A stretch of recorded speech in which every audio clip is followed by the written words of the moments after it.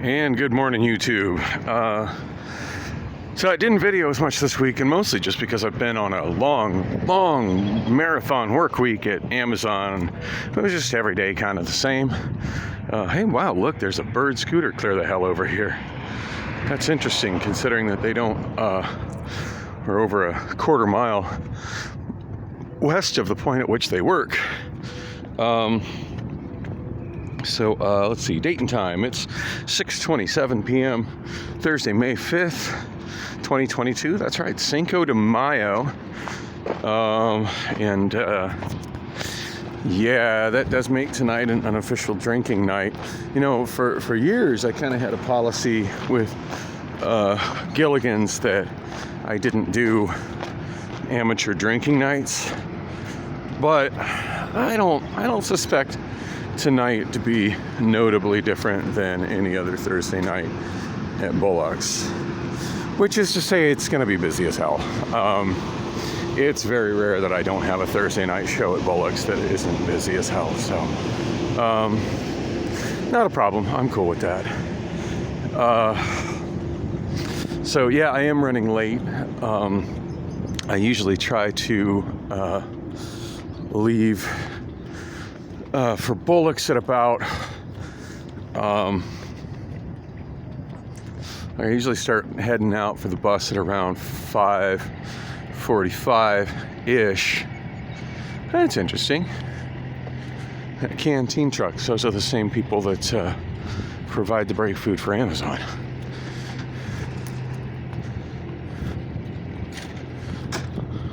Didn't expect to see that here. Anyway, speaking of those food trucks, there was a memo about 2 weeks ago saying that in a week, Amazon would be changing their food vendor, which they haven't done. And it was also stating that it would be for healthier, more varied food choices. And then the other thing they stated was that it would be for oh gosh, I'm forgetting here. Oh, and that it would be basically an Amazon-owned company, which I was kind of startled to learn that the company that they were using was not an Amazon-owned company. At this point, Amazon owns so much that I just kind of assume, yeah, surely they handle their own food in the vending. But no, that's subcontracted with that company there, at least for the time being. But it's already something that's slated to be changed. Not that anybody watching this probably cares about that, but just seeing one of those Avenue C trucks, that's like the first thing that came to my mind.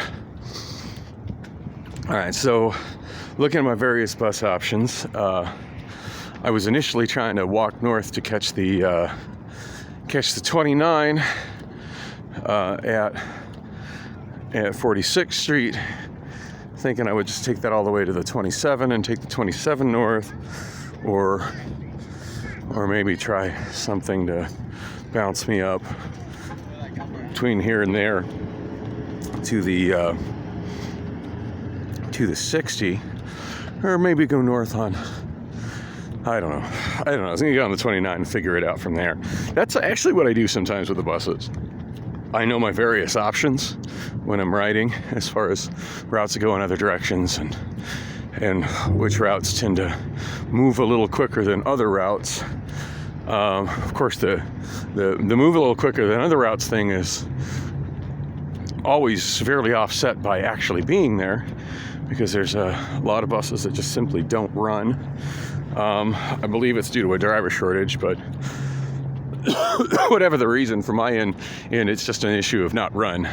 You know, it can be buses that are scheduled in the app, but if I can't see them moving in the app, generally speaking, that indicates that it's not there. So yeah, sometimes I can get from point A to point B quicker if I can, time some nice quick transfers and take routes that move a little faster than others, just due to faster streets or routes that have a tendency to stop less. Or, of course, the train. The train does move a little faster than the buses does, usually. But that's severely offset by, having to wait. It doesn't matter if something moves from point A to point B 5 minutes faster, 6 or 8 minutes faster. If I'm stuck waiting 45 minutes for it to show up, it's not remotely faster. Anyway, this is so awkward moving across this giant sea of parking, but it is the shortest route to where I'm going, which is 44th Street and Thomas, which is a pretty long way to, I guess I could always pay a lot of cash and take a yellow cab. I'm thinking I'm going to pass on that.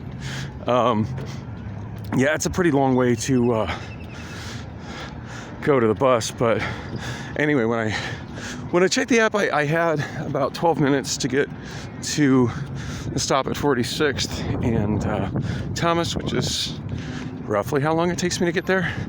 Of course, now I was coming on a bus that was running late, so it could have made up that time and cost me to not make it, but I figured it was worth the gamble. And I got about as far as 46th Street and Oak and realized I didn't have my bus pass on me, which I did that yesterday as well. Yeah, it would have been a more costly mistake today than yesterday. So unlike a lot of other bus systems, Phoenix doesn't offer transfers with its fare in the traditional sense. It used to be, and this is a long ago used to be. I want to say Valley Metro eliminated transfers probably over a decade ago. It's been a pretty long time. But it used to be when you got on a bus and you paid the fare to ride the bus. I don't remember what the fare was, but there's always been 2 tiers of fare, full fare and reduced fare. And I've generally been able to figure out some loophole to get away with reduced fare for about as long as I've been riding it. But anyway, that's another story, which I may get to. Anyway, the way it used to work is you would board the bus and you just you usually wouldn't have to say anything. If you board the bus, you put your money in, then you reached out. The driver knew you needed a transfer. The driver is ready to give out transfers. Now, if somebody just walked on without getting a transfer, that's cool. Thanks for saving the paper. And the transfers were just a little piece of paper that had a tear line. The dispensers, the drivers would adjust those to where when they tore them off, they tore at a specific line, and that line indicated at what time they were good for. Now, they were supposed to set it, I believe, and pardon me if my facts are a little off here. I'm just going from memory of something that hasn't been in use in a long time. Oh, it looks like I've got some obstacles coming up here. They don't try to make these parking lots friendly for pedestrians. Looks like there's a spot to walk through here, though. Anyway, I think they set it for like 2 hours past the end of the route. So let's say the bus you were on, if you rode it all the way to the last stop, would get there, say it's 3 o'clock and the route you're on would hit its last stop at 4 o'clock.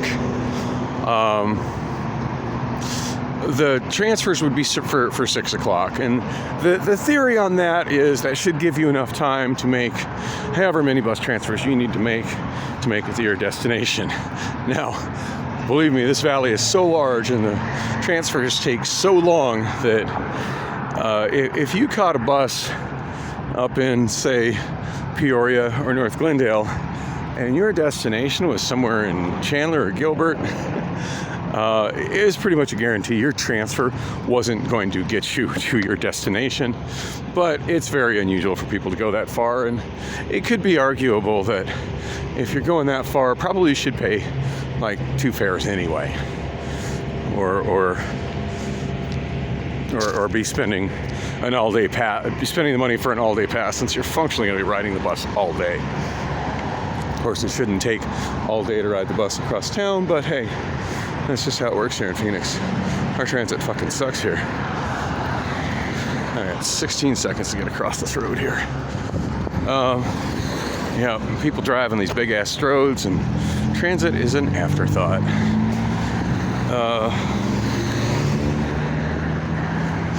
Anyway, those things were eliminated. Now you've got the fare that you pay to ride a bus, and that is literally a bus. It is good for that bus. Like, you can pay that money and you can ride as far as that's the bus I want right there. You can ride as far as that bus is going, but if you want to get on another bus, you're paying that fare again. Full fare, that price is $2. Reduced fare, it's $1. So fortunately, I was taking the 17 to work and the 17 home from work yesterday. So yeah, I was looking at $1 each way. And when I take the express bus, like I'm already in for $2.25 each way, so I had that much change on me. Now, I hadn't re-upped my change. I had enough to do that like one more day. I hadn't covered it. But yeah, had I not doubled back to get my bus pass today, I would have been screwed without a bus pass, because I don't think I have enough cash to cover the price for a day pass. And generally speaking, if I'm getting on the bus, they're not giving me a day pass. If I drop $1 in and just keep on walking, they're not going to question me about it. But if I drop in $2 and I ask for a reduced day pass, then they're going to want to see some kind of proof of eligibility, which I don't really have on me, even though I insist I am eligible. Anyway, I'm here. Oh man, it's 6:38 already. I'm worried I'm going to be late to work, but as long as I get in the door by 8:30, I should be all right.